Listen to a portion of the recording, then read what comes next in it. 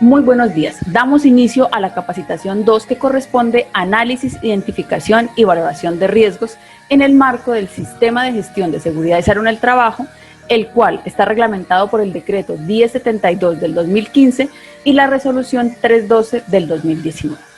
Lo primero que tenemos que identificar al realizar esta capacitación es recordar qué es el Sistema de Gestión de Seguridad y Salud en el Trabajo. Para ello vamos a identificar qué nos dice el Ministerio de Trabajo respecto a esta definición. Entonces, el Ministerio de Trabajo nos dice que el Sistema de Gestión de Seguridad y Salud en el Trabajo es el desarrollo de un proceso lógico que está establecido por etapas. Este proceso se basa en la mejora continua y el objetivo de este proceso es anticipar, reconocer, evaluar y controlar los riesgos que puedan afectar la seguridad y la salud en el trabajo. Entonces, lo primero que tenemos que identificar son las responsabilidades. ¿Por qué? Porque si yo cumplo con mis responsabilidades, voy a poder ser parte activa de este proceso, de esta dinamización que al final va a redundar en mi seguridad y mi salud como trabajador. Entonces, primera responsabilidad, procurar el cuidado integral de la salud. Es decir, debo tener buenos hábitos alimenticios, buenos hábitos de ejercicio, buenos hábitos emocionales y debo estar siempre procurando por la mejora de mi salud de forma integral, física, mental, social. Segundo, debo observar las normas y reglamentos del Sistema de Seguridad y Salud en el Trabajo. Debo realizar una adherencia completa a los protocolos, debo realizar las normas, debo ejecutar mi parte. Tercero, conservar en orden y aseo los lugares de trabajo, lugares comunes, las herramientas y los equipos. Cuarto, debo usar de forma oportuna y adecuada los dispositivos de prevención de riesgos y los elementos de protección personal. Quinto, debo seguir los procedimientos seguros para mi protección, la de mis compañeros y la de la empresa en general. Sexto, debo informar toda condición peligrosa o práctica insegura y hacer sugerencias para prevenir, controlar los factores de riesgo. Y debo tomar parte activa en los comités, comisiones y programas de inspección que se asignen. Entonces, tenemos que identificar que en el Sistema de Gestión de Seguridad y Salud en el Trabajo todos somos vigías de salud, todos debemos estar atentos a realizar una identificación y una valoración de los riesgos para poder proponer de manera asertiva controles que permiten minimizarlos, eliminarlos o controlarlos.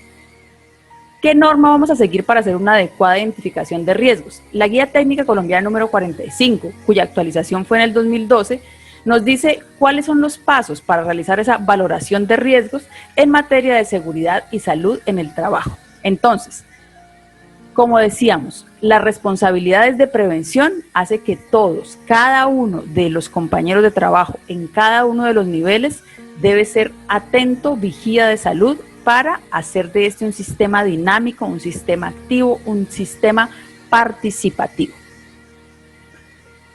Recordemos algunas definiciones que nos van a permitir enfocarnos en lo que la norma nos dice para realizar el paso a paso de la identificación y gestión de riesgos. Primero, ¿qué es un incidente? ¿Qué dice la norma? La norma dice que un incidente es un evento relacionado con el trabajo en el cual pudo haber ocurrido una lesión o una enfermedad. Coloquialmente se dice un incidente es un casi, ¿cierto? Casi me caigo, casi incendio esto, casi me cae esa caja en la cabecita. Todos esos eventos debemos tener una gestión activa de comunicación con el COPAS, el Comité de Seguridad y Salud del Trabajo, debe estar enterados de todos esos casi. Existe una mala práctica en las empresas y es que a veces nuestros trabajadores sienten miedo o sienten que van a ser juzgados o sienten que van a estar en problemas y no reportan esos casi. Esos incidentes nos van a permitir, ya veremos más adelante, identificar de forma asertiva y prevenir la accidentalidad. ¿Qué es un accidente? Es todo suceso repentino que sobreviene por causa o con ocasión del trabajo y puede producir una lesión orgánica, una perturbación funcional, una invalidez o finalmente la muerte.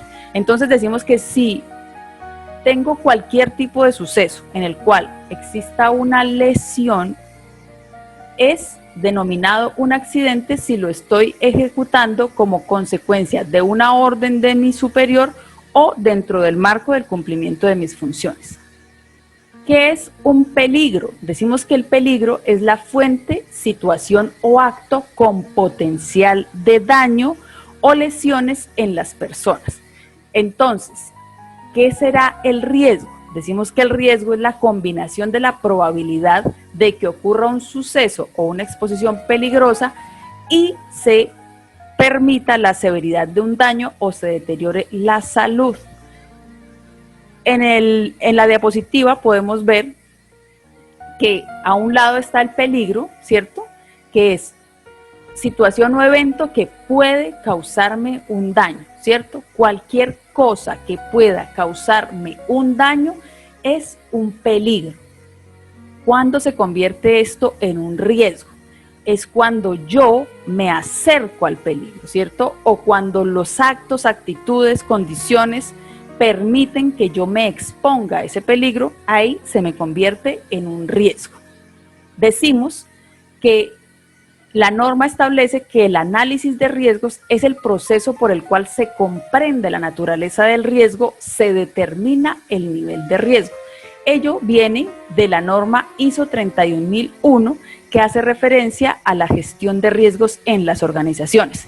Como decíamos al principio, el riesgo no solamente se debe valorar en salud ocupacional, el riesgo se valora cuando se va a abrir un nuevo negocio, cuando se va a realizar una nueva etapa de la vida, cuando se va a tomar una decisión. El ejercicio de análisis de riesgo consiste en eso, en comprender la naturaleza del riesgo y tomar acciones que permitan una efectividad y una eficiencia y una pertinencia, y así podamos minimizar, eliminar o controlar la ocurrencia de daños colaterales.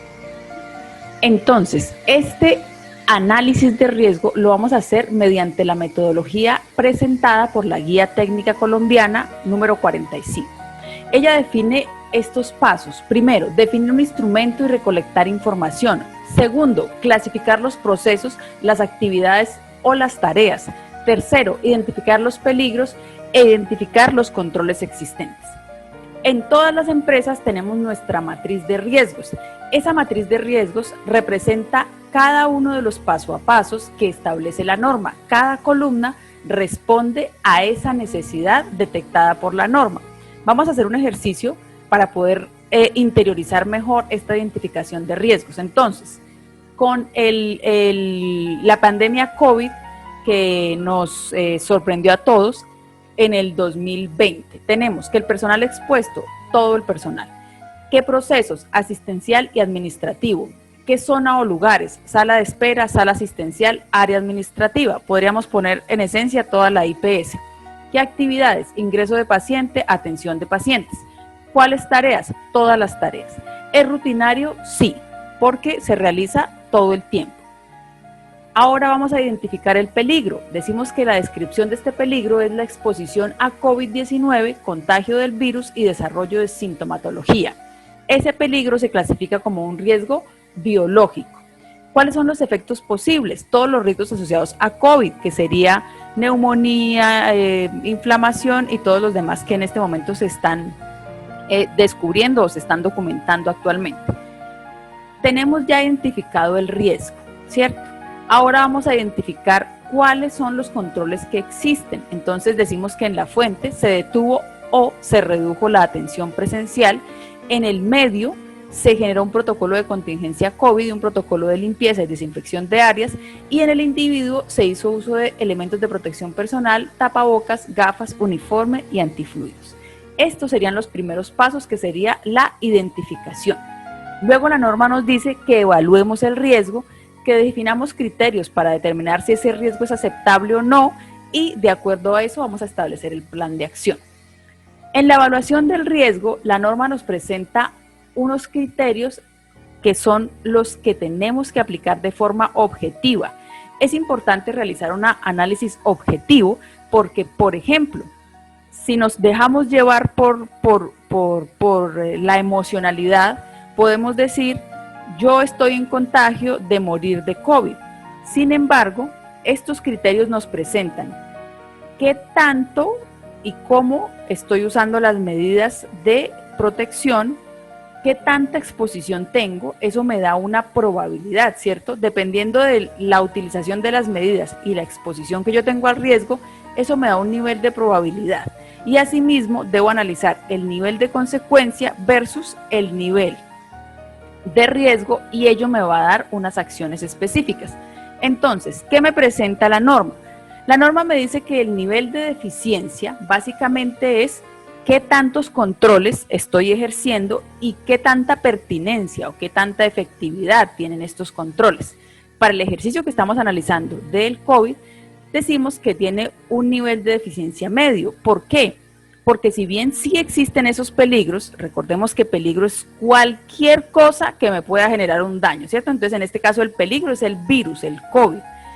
Si bien existe ese peligro, ¿cierto? Quiere decir que también existen medidas preventivas. Por eso, le vamos a clasificar un nivel medio.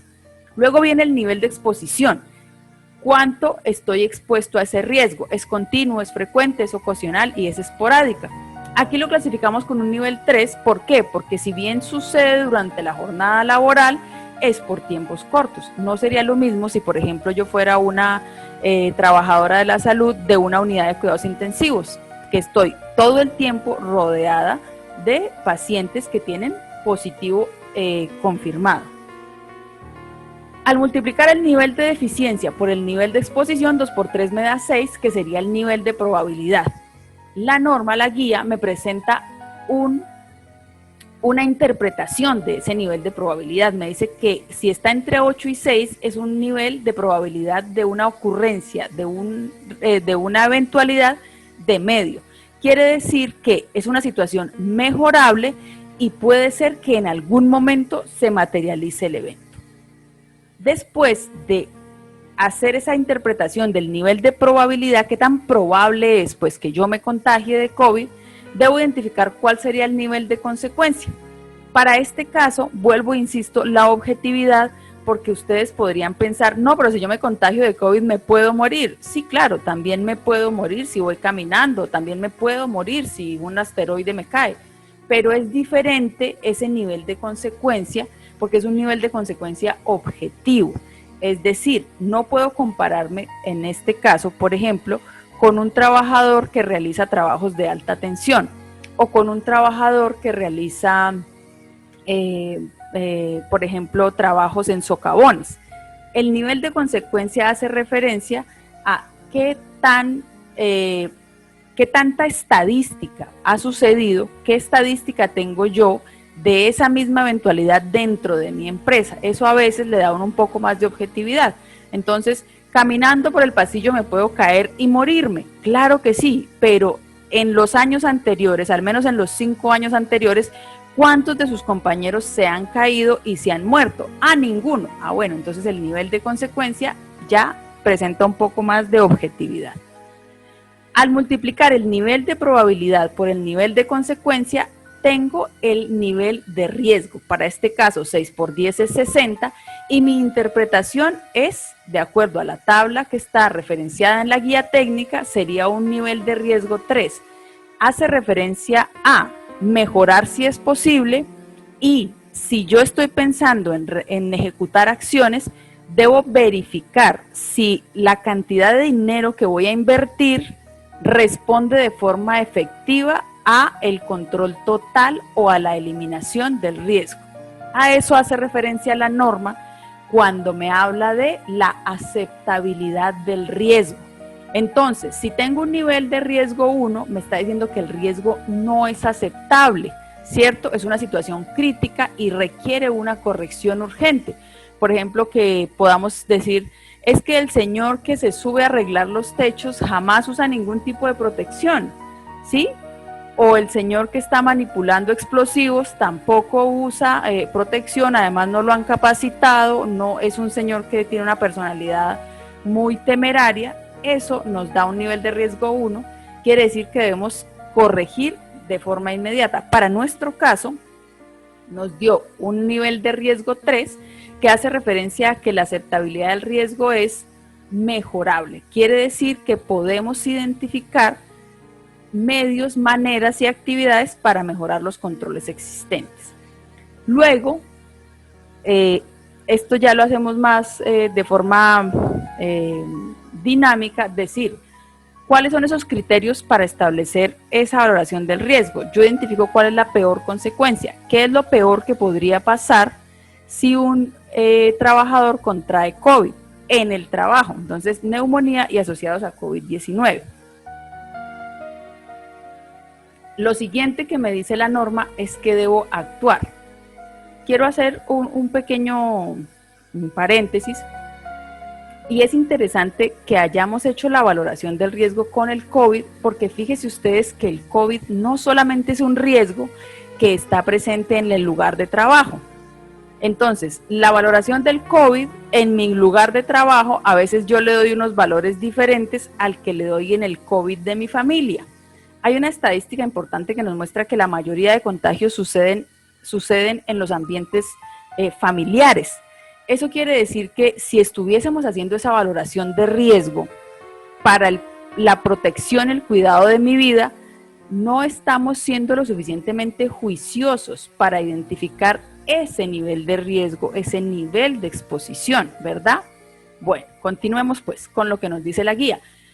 La guía nos dice lo siguiente: ya usted valoró el riesgo, ya sabe cuál es su nivel de aceptabilidad, entonces debe actuar. Primero, elaborar un plan de acción para controlar riesgos, revisar la conveniencia del plan de acción, mantener y actualizar y documentar. Entonces, este es un asunto de todo el día, todos los días, todos los años hacemos una evaluación de nuestra matriz de riesgo, todos los momentos en los cuales se genera un nuevo proceso de trabajo, o se genera una nueva sede, o se genera cualquier situación. Siempre revisamos nuevamente nuestra matriz de riesgos, que sea pertinente y que corresponda a las necesidades. Entonces, ¿qué nos dice la norma? Actuar. Entonces, medida de intervención, podemos hacer telemedicina, teleorientación y podemos hacer trabajo de casa. Con eso estamos eliminando el riesgo desde la fuente. En el medio debemos cumplir los protocolos de la Organización Mundial de la Salud con minisalud y distanciamiento social. Y en el individuo decimos elementos de protección personal, capacitación y concientización. Es importante que aquí la guía técnica colombiana nos habla de la jerarquía de controles, y en esto es supremamente importante que lo tengamos claro, porque a veces las personas piensan que el control de riesgo se basa en ponerse elementos de protección personal, y si ustedes se dan cuenta, en la jerarquía de controles tenemos como lo más efectivo la eliminación, ¿verdad? Debemos eliminar físicamente el peligro. Por eso acá en la fuente ponemos, si estamos aislados, pues no tenemos contacto, en teoría, porque en la casa es donde más suceden los contactos, por la falta de gestión de riesgo a nivel de los hogares, a nivel personal. Luego nos dice sustitución. Podemos reemplazar el peligro. En este orden de ideas es, por ejemplo, si yo estoy operando con una maquinaria que no tiene protección, una maquinaria que presenta alto riesgo o alto índice de accidentalidad, al modificar eso por una máquina más técnica o por otro tipo de herramienta que no me genere tanto, entonces estoy reemplazando el peligro. Los controles de ingeniería hacen referencia a aislar las personas del peligro. Lo que tiene que ver, por ejemplo, con las insonorizaciones que se hace, por ejemplo, para las plantas eléctricas. Estoy haciendo un control de ingeniería porque estoy poniendo una barrera, ¿cierto?, entre la fuente del riesgo, la fuente del peligro y los seres humanos. Luego vienen los controles administrativos, que es cambiar el camino de personas trabajando. Hace referencia, por ejemplo, acá donde decimos todo lo que son protocolos, procesos, procedimientos, son directrices administrativas que se emanan de unos estudios de una Organización Mundial de la Salud, y ellos deben ser aplicados. Y finalmente, en la jerarquía de controles, aquí tenemos los elementos de protección personal. Decimos que son el control menos efectivo y que buscan proteger al trabajador con su equipo de protección personal cuando ya no se ha podido realizar ninguno de estos controles. Si ustedes se dan cuenta, para la pandemia COVID, ¿cierto?, es primordial, por ejemplo, el distanciamiento, mantenernos a una distancia de 2 metros de las personas, y posteriormente la utilización de elementos de protección personal. ¿Cuáles son la clasificación de riesgos para que recordemos un poco cómo los debemos clasificar? Entonces decimos que hay riesgos de seguridad, los que hacen referencia a todo lo que tiene que ver con la operación o la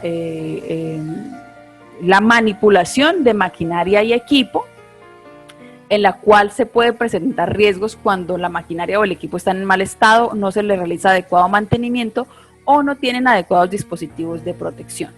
Están los riesgos, también en los riesgos de seguridad están todo lo que tiene que ver con los riesgos públicos, que hace referencia a las agresiones de los usuarios, a la delincuencia común, a los ataques terroristas. Todos ellos corresponden a los riesgos de seguridad, los riesgos públicos, los accidentes de tránsito y demás. Los riesgos físicos hacen referencia a todos los fenómenos físicos, como son la temperatura, el ruido, la iluminación, las radiaciones ionizantes y las radiaciones no ionizantes. Los riesgos químicos son aquellos que se derivan del contacto con sustancias químicas, como son alcoholes, fenoles,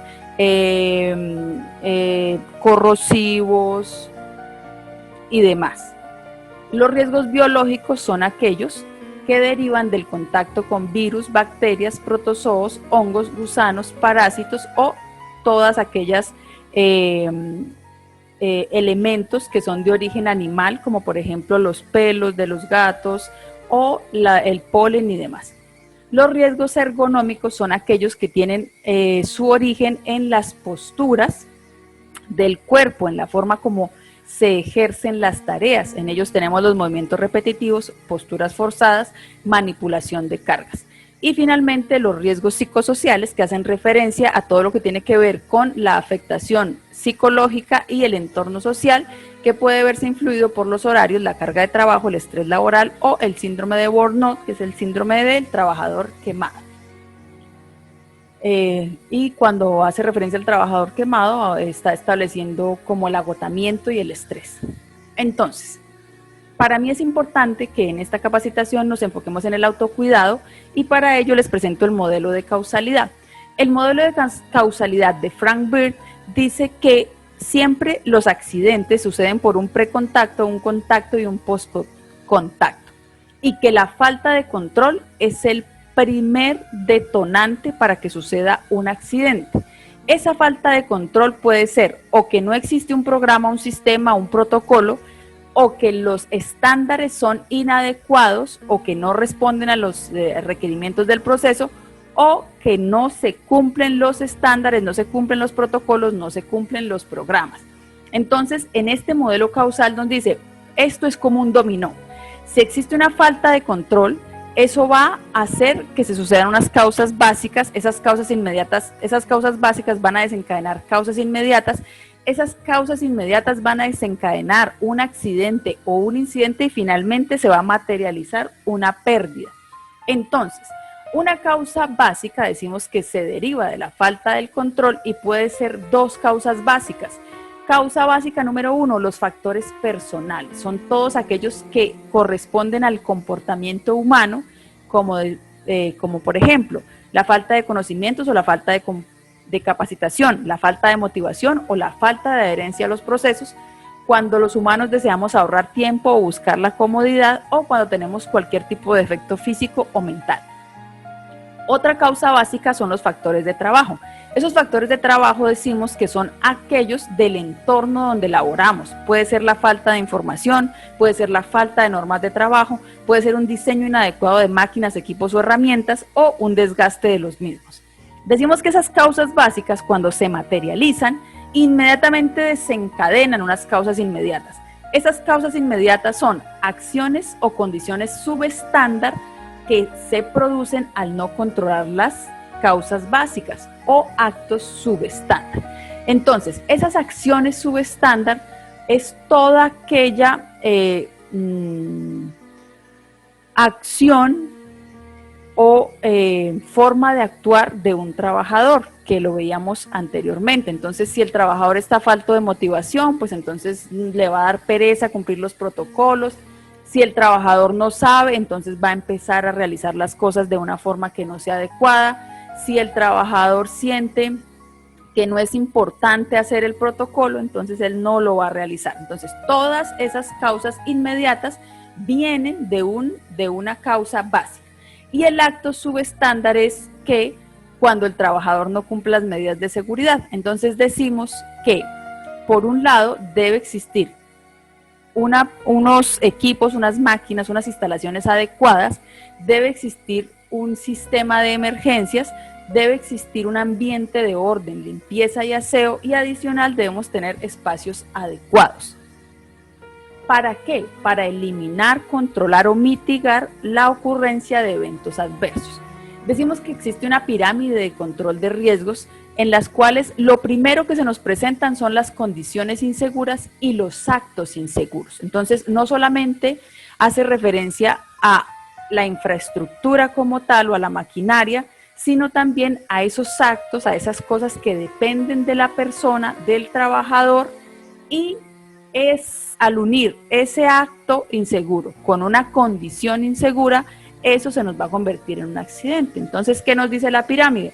De 600 casi, 30 se convierten en accidentes leves, 10 en accidentes graves y 1 en accidente fatal. A mí siempre me gusta relacionar esto con los accidentes de tránsito, porque es algo como que existe una evidencia lógica, y es cada vez que usted casi se pasa el semáforo en rojo, casi atropella a alguien, casi, si usted cuenta esos casi, necesariamente se le va a materializar en un accidente. Entonces, ¿qué es importante? La investigación y la acción, la generación de planes, no solamente a las catástrofes, sino a esos casi. Por eso es importante que se haga reporte, ¿cierto? Si yo veo una condición insegura, si yo veo que un compañero está teniendo actos inseguros, debo reportarlo. ¿Por qué? Porque estoy trabajando para el beneficio de él, la salud de él, la seguridad de él, mi salud, mi seguridad, y al final vamos a obtener un ambiente seguro. Entonces, el futuro no está predeterminado. Lo importante es prevenir. Y al prevenir, soy yo el que controlo los riesgos. Y esto aplica desde mi perspectiva para todos los ámbitos de la vida. Yo controlo lo que sucede con mi futuro. Es decir, los accidentes ocurren, pero no tienen nada que ver con la mala suerte. Los accidentes tienen unas causas que originan esos eventos. Entonces decimos que las causas básicas son factores de las personas y factores del trabajo. Esas causas directas son conductas inseguras y condiciones inseguras. Siempre que ellas se juntan va a suceder un accidente o se va a dar pie y desarrollo a una enfermedad profesional, y finalmente vamos a tener lesiones, deficiencia en ingresos, daños en la productividad, en el prestigio y demás. O sea, vamos a tener unos eventos no deseados. Decimos entonces que es importante controlar estos factores de las personas, que puede ser que no sabe, porque tiene falta de conocimientos y habilidades, o sus conocimientos son incorrectos, que no puede, tiene disminuida su capacidad física o psíquica o es inadecuada, o que no considera el peligro, no hace uso del equipo de protección personal, no respeta las señalizaciones, no sigue los protocolos y los procesos, siempre se ha hecho así, yo lo voy a seguir haciendo así, se tiene el deseo de sobresalir o de competir con otros compañeros, a veces sobrevaloramos nuestras capacidades frente a los peligros o no hemos tomado conciencia de las consecuencias. Respecto a los factores de las personas, tenemos el desgaste, los diseños inadecuados, materias primas, artículos o insumos inadecuados o que no corresponden a nuestra necesidad, procedimientos incorrectos o faltantes, falta de iluminación o ventilación y desorden. Unas causas son de nosotros y otras causas corresponden a la empresa. Entonces decimos que esto es una sinergia, y esa sinergia requiere que reconozcamos y que identifiquemos. Esta capacitación es el primer paso para aprender a conocer, identificar y analizar los riesgos.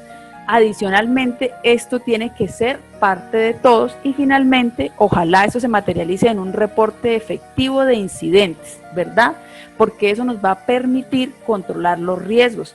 Cada vez que ustedes reportan un incidente, esa matriz de riesgos se alimenta, debe identificarse. Si no está identificado, la evaluamos y lo ingresamos para establecer un control. Entonces, Las directrices para evaluar riesgos es: controle siempre los riesgos en la fuente, aplique medidas preventivas para evitar que suceda un evento no deseado, tener en cuenta los cambios en los procesos y siempre tener disponible información y estar enmarcados en un sistema de mejora continua. Es decir, que todos debemos estar en capacidad de realizar una gestión de riesgo. ¿Y qué es una gestión de riesgo? Yo debo identificar el riesgo, evaluar el riesgo, revisar si tengo estrategias para evitarlo, minimizarlo, absorberlo o transferirlo, ejecutar esos protocolos y finalmente realizar un ciclo perfecto de control de riesgos. Si alguno de estos ciclos falta, la indicación es suspender la tarea, porque al suspender la tarea estoy eliminando completamente el riesgo de raíz y así evito que se materialice. Bueno, muchísimas gracias para todos por este espacio. Es importante que todos puedan acceder a la matriz de riesgos en cada una de sus empresas, que revisen si esos riesgos corresponden. Igualmente la idea es que se puedan realizar envíos por correo de las mismas o que se tengan disponibles en los sistemas de información, porque la única forma que logremos mantener ese objetivo del sistema de gestión de seguridad y salud en el trabajo, de mantener ambientes seguros, es con el compromiso. La empresa se compromete a disponer todos los materiales, elementos e infraestructura necesaria para proteger a los trabajadores, pero los trabajadores deben también comprometerse a tener actos seguros, a hacer uso de sus elementos de protección personal y a hacer completo seguimiento de los protocolos establecidos. Muchísimas gracias y espero que haya sido positivo. No olviden hacer el pretest y la evaluación posterior para identificar los conocimientos adquiridos durante la capacitación. Gracias.